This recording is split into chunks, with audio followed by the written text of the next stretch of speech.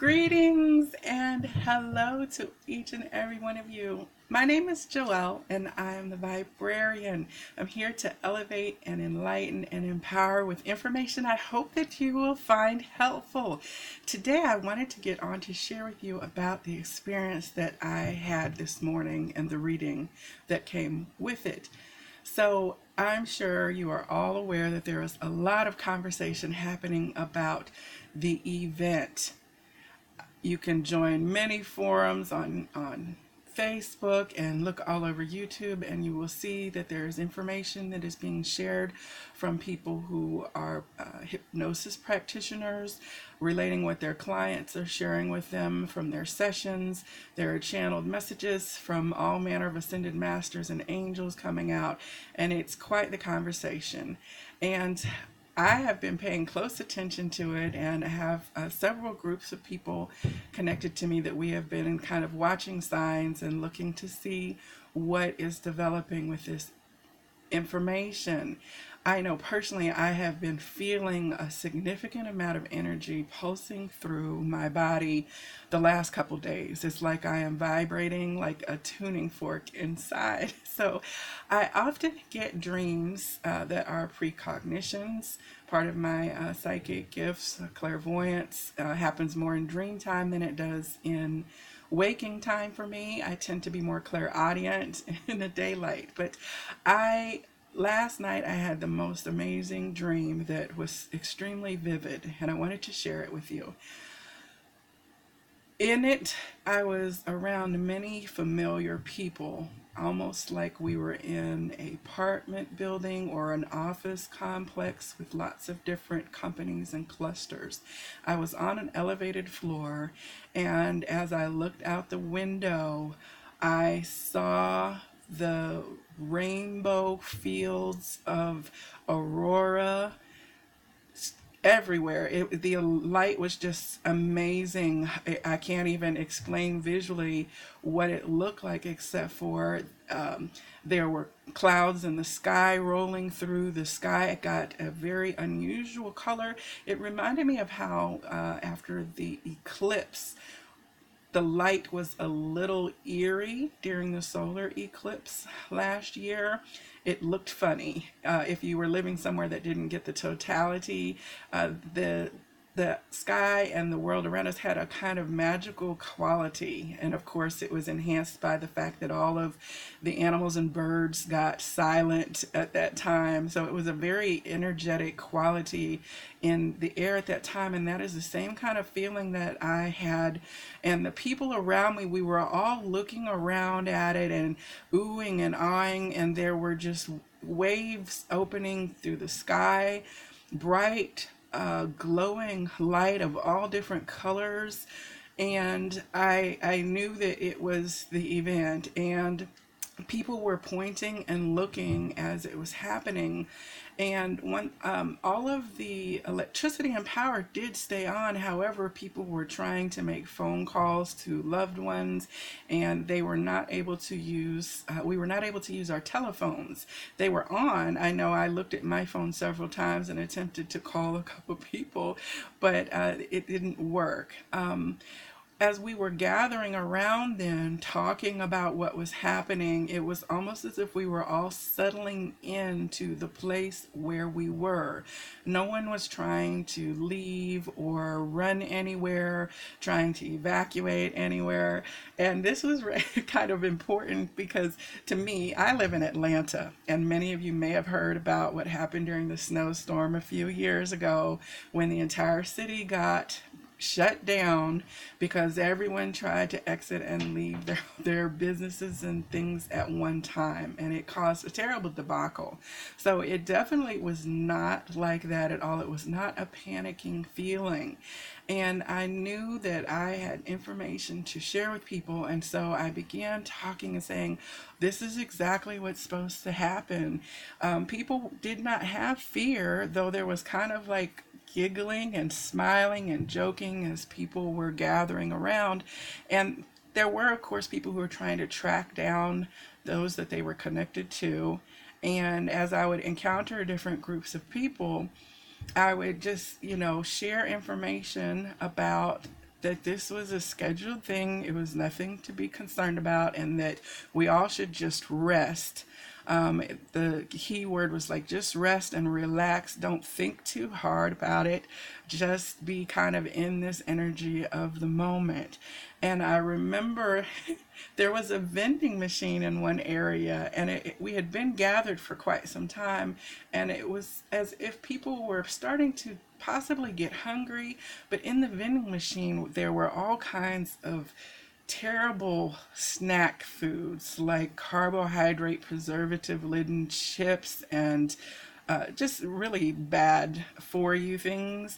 And a little boy was trying to get something out of the machine, and his mom was like, no, no, we don't need that. We don't need that. And so she pulled him away from the machine as he was reaching out for it, which I thought was quite a telling message about processed foods and how we should look to possibly, reduce and remove those out of our diets. So as I was walking around explaining to people, there were other people also then telling groups of people what was happening. And so this murmur was rolling through the crowds of people.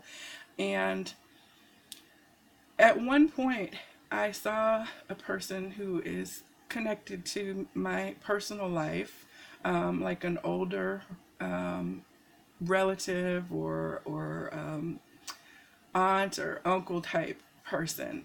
And as I was observing them, they started to vibrate very rapidly, and then it was if their body went limp, and I felt that their spirit had left.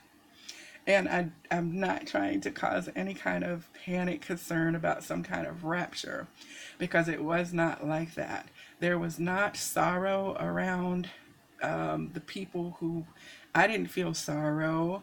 I just felt an acknowledgement. And what I was told to say, or the words that I was saying, is that these are the souls who have chosen to not continue on with this energy.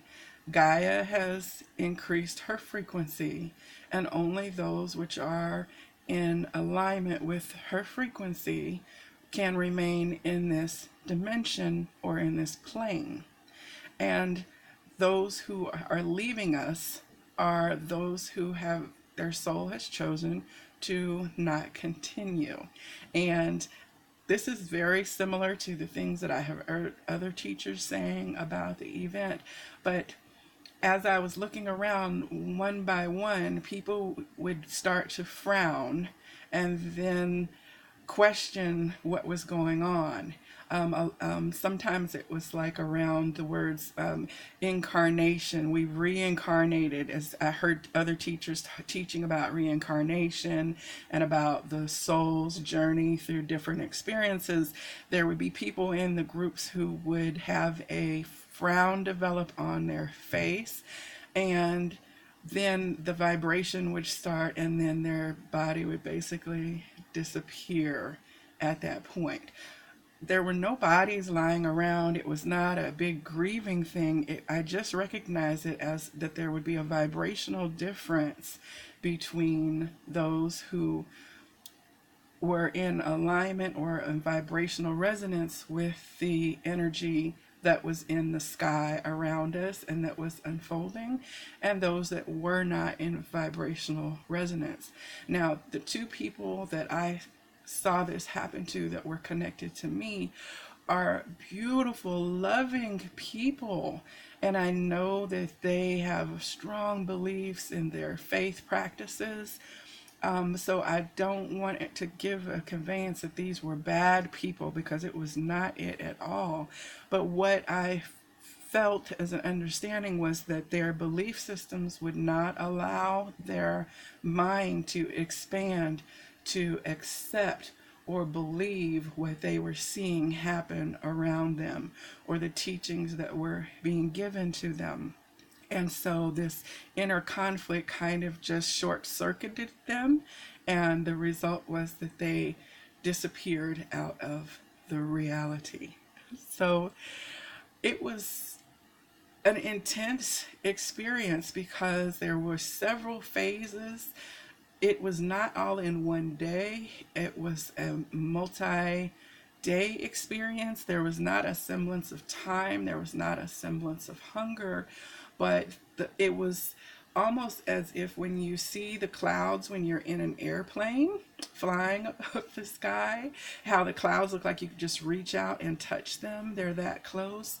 It was like clouds and vapors of light and color, fluffy, soft threads were all that close in terms of their presence in my vision. They were not up in the sky. It was really around on the ground and around people.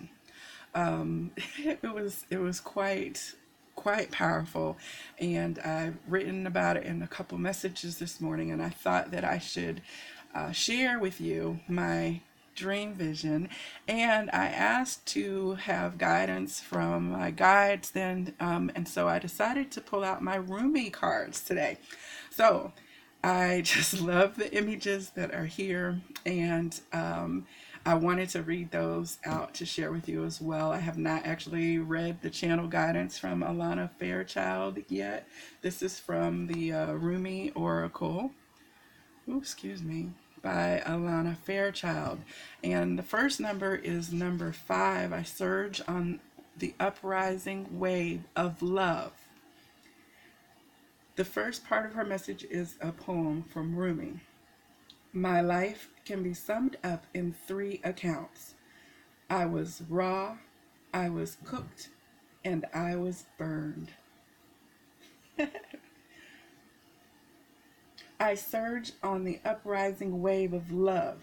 No gravity can stop me from rising. The moon pulls the tide of life towards her, and my soul, in oneness with all of life, answers her call. A wave of love consumes me, and upwards I fly, flying through water to greet her shining body. Led by my heart, my wits are addled, and my mind becomes a blurry mess. And so I feel instead, feel the truth of her love in the divine reflection that shines back at me from her radiant heart. And this is the guidance. Greater forces of planetary movements affect us all. We experience day and night through the interplay of Earth, Sun, and Moon. This is a profound and obvious effect. The movements of the cosmos affect us deeply, body and soul. Some movements are perhaps less obvious in form, but are just as great, if not more so, in effect upon our spiritual growth and life experiences. You are going through a cycle, or very soon will be, by which you will be moved by forces greater than your own personal will. This is a karmic period, a time during which the movements of greater planetary bodies will have an impact upon the earth and humanity. This is the way of things. Greater cycles affecting smaller ones. The smaller ones are not less important, but they do have to bow to the power of the great, in oneness with the magnificent unfolding divinity that is life itself. What we always have at our disposal is a choice as to how we respond to those affecting movements and cycles. The effect of this karmic cycle now unfolding in your life is to bring you into sweet surrender and awakening into greater love. What a delicious divine destiny! However, even if we sense at one level that a shift has a positive end in store for us, we can encounter resistance and fear born of the ego in response to the stirring of spiritual uprising. We may quake in our holy body and wonder if everything is getting out of control and into some disorder. We will be right in our sense of imminent chaos. The disorder, however, is the ego perspective because its range of vision is too small, too limited to comprehend the greater workings of the planetary systems that move life towards love. That is as it should be. The teacup is not made to hold the ocean, just actually a cup of tea. But if we begin to imagine that the cup of tea is preferable to the ocean simply because it is more containable, how much we miss out on. And how terrifying when we are actually thrown into the ocean and moved by it. Its sheer power, its wild force, and its passionate dance with the Moon Mother might have us fearing that we most certainly will die. Yet the only thing that is dying here and now is your grasp, your attempts at control. Why? Because your heart is more powerful than your fear, and it wants to live in total trusting surrender of the unfoldment of life's genius. It wants to let life happen to it. What a wise intention that is. Why seek to impose a smaller and less interesting story upon life when the greater master storyteller is weaving a fantastic tale of great love, great adventure, and sublime spiritual success? No, it is wiser, wilder, and more fun to surf the great wave of consciousness seeking to overtake you now. Dive in, beloved, surge with it. You are being given a gift of grace in this oracle. The promise that you won't drown and that you will, in fact, be given a glimpse of your own divinity should you choose to accept whatever will be offered to you. Don't try to swim against the tide of your own life journey. Go with it. The divine is there waiting for you, orchestrating waves upon which you may reach the heavenly shore. Yes, the divine is there waiting for you, waiting on a picnic blanket of fabric of the heavens, with a sacred feast of earthly bounty just now being unpacked in your honor. Get yourself into that ocean and ride those waves to your sacred date with the divine right now, sweet beloved. Surf's up. This oracle comes with a message for you. There are changes happening and they will be out of your control. This is because you are ready for accelerated life change. Rather than paddling, you'll be caught up in a wave and move further, faster. Let yourself surge with the energy of what is happening, leading with your heart and just going with whatever unfolds. This will bring you the best fortune and open you up to the divine destiny that is your birthright in this lifetime. Wow.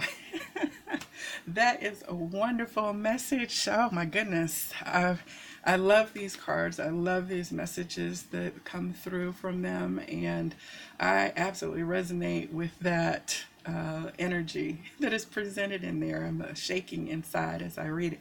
Also, as I note, number 5 is certainly the number of change. And I've seen 555 several times in the last 24 hours. So it also resonates for me in synchronicity as well. The second card is 38, which is an 11, the courage of your love. And I feel that the message that is in this portion is definitely for the Twin Flame Collective, the divine lovers who are anchoring the new templates of unconditional love and compassion onto the planet. I am loving my journey in this path and connected with so many other beautiful people, and I'm just so excited about what this time is bringing forward as far as the unification of these energies. And this card seems to just have that vibration to me as well. I'm interested to see also then what comes out. Okay, the courage of your love. The poem is: love is without reason. Rationality is like a cane. Judgment needs a cane because it is blind. When love arrives, thought dies in its shadow. Love is the sunrise, while thought is only a flashing light. Rumi. I do not bleat at you like a sheep, for to startle you from your slumber I need to roar like a lion. You must awake, my beloved. There is no time to waste, for the wolves are circling, hungry for sacred flesh. So I shall roar mightily, and although at first you recoil in fear, soon enough you will see the wolves. You become aware and grateful to have been thus awakened. Ah, yes. You remember that you have a precious human life to protect. You fear me no more. You thank me. You jump on my back as if you were a warrior astride a wild mount. You roar then, along with me, awakening the others as we cause the ground to rumble, disturbing those even in their deepest slumber. You, like me, are a fierce lion, not a lamb to be led to so many slaughters, the variety and opportunity for which is available in terrible abundance in our world. The guidance of this card. There is a Sufi story about a mother with her breast leaking milk. She loses her child, and once she finds him again, instantly lets him suckle for as long as he needs. A Sufi master nearby says to his students, "Do you think she would throw her baby into the fire?" And all the students all say, "No, of course not." And the master replies, "Allah loves his children more than she, with enough tenderness to throw them into the fire." So it is with love. At first, as a young heart, you want only comfort for your beloved. You cannot bear the thought of pain within them even for a moment. Your own suffering is easier than bearing the suffering of your beloved. That young heart grows wise through experience. It becomes an elder, an ancient heart, tempered by grace and rendered strong with compassion. This is the great heart that can hold the suffering of the world within it, and yet still find space for peace, for sweetness, for tenderness, and for rapture. This is the heart that shines with courageous love. It is willing to feel and bear all suffering without judgment, whilst gently holding it in the truth of what suffering really is, the drying out of the mind addicted to suffering. This drying out is necessary so that love can ignite itself and transform dead wood into living fire. The drying out is a challenging and enduring process. The path of freeing the heart from the effects of a fearful mind is an initiation into great power. So many lapses will happen before the heart grows strong enough to overpower old patterns and surrender without contradiction or equivocation. When it is ready to surrender in such a way, the heart is free and allowed to simply be. Even the mind then, finally freed from shackles and joyfully submitting to love, declares, "Let love be, in whatever way it shall be. I can bear it. I shall take refuge in it. I shall not turn away from it. I am that love." You are an ancient one with a heart older than the mountains. You are being asked to free yourself from the too small loves of the youthful heart and come to understand and accept the wisdom of your mature heart. Your mature heart is not cursed with hardness or detachment, but with compassion and tenacious devotion to the cause that is most real and matters most, the quest for life of the human soul. Your ancient heart loves this soul and will roar like a lion of love at the wolves that would casually devour it. So trust in the courage of your heart. You are not cruel. You are not hard. You are not careless. You are passion personified. You are the lion of love. So allow yourself to be the lion, not the lamb. Stand true in your own heart. Cause trouble, make noise, be proud, and be mighty. Then rest. After all that savage divinity, rest and restore. For day after day you shall claim your holy lands and refuse to give them up to less noble creatures. Though you survey their manipulations and attempts to claim power with compassion, you do not underestimate them or relax your vigilance. You shall not allow, for even a moment, that falsehood be accepted as truth in your heart. This oracle comes with particular guidance for you. You are not to give into less than you are worth, or to the shaming stories of others of our culture that would cast your regal lion nature into the falsehood of beliefs that you have no choice or power. You are not to give into the idea that you are a victim and cannot free yourself from your suffering, or that you are less than any other. These are lies. These are petty deceptions so unworthy of you. Do not believe them. Roar at them until the weak glue holding them together melts under the fire of your holy breath. and they lie dismembered and powerless at your feet. Then intend that those bits and pieces in decay are lovingly returned to Earth Mother, through whom they can be used to fertilize new life. This oracle comes as another message for you. You have a challenge before you, or that you are now moving through, but you have what is necessary to succeed and overcome it.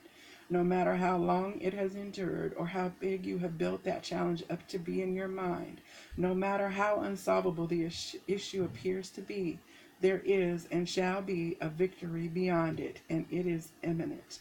This oracle has come to you to let you know you are empowered to succeed. You have what is required within to do it, and that the time for your victory is drawing near. So do not give up. Instead, do the sacred honoring ritual as needed, and when you feel so inclined, open your mouth and roar love from the very depths of your being. Create a sound of truth for yourself. In that sound, you will hear the mightiest one of all roaring along with you, saying, "Yes, love, I am with you, and together we claim divine victory. So we roar. How we roar."